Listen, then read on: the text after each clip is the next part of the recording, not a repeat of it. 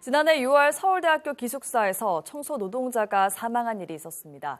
지난달 27일 근로복지공단은 고인의 산재를 승인했는데요. 이에 서울대학교 측은 주말 근무를 없애는 등 대응책 마련에 나섰지만 재발 방지를 위해서는 갈 길이 멀어 보입니다. 정주영 기자의 보도입니다.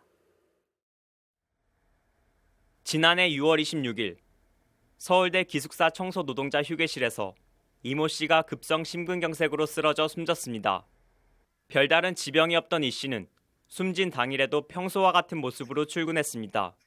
10년치 건강보험공단에서 띈 그 자료들에는 전혀 이상이 없고 노무사님 얘기도 이렇게 건강한 사람은 자기가 맡은 사건 중에 없었다라고 할 정도로 건강에는 이상이 없었습니다.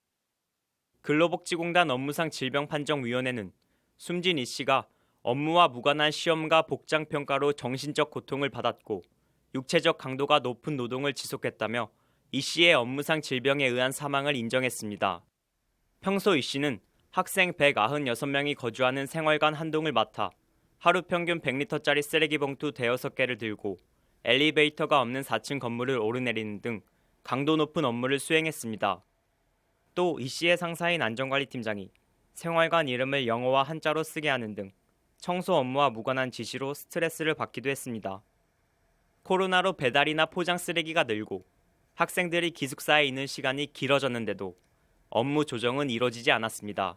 쓰레기 양이 평상시 그러니까 코로나 시기 전보다 많이 늘었는데도 불구하고 학교 측에서는 그런 사실이 없다. 되려 체크해 보니까 줄어들었더라. 학교 측은 적절한 업무 분담이 이뤄지지 않았다는 걸 인정하면서도 여전히 본질적인 대책 마련에는 소극적입니다.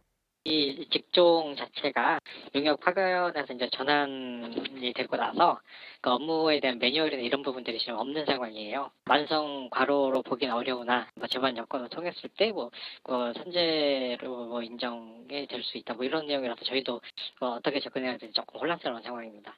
학교 측이 4시간 주말 근무를 없애고 안전관리팀장을 다른 부서로 보내는 등 조치를 취했지만 정작 사망의 주요 원인이 된 업무 강도를 조정하는 대책이 없다는 지적도 나옵니다. 고인의 직접적으로 가장 주된 사망의 원인이 일반적인 청소 업무에 비해서 굉장히 과중했다라는 것이 제일 중요한 쟁점이었고 그것이 수용된 것이 가장 큰 의미가 있는 거예요. 거기 일 자체가 원래 1.5명 정도가 일을 해야 되는 거예요.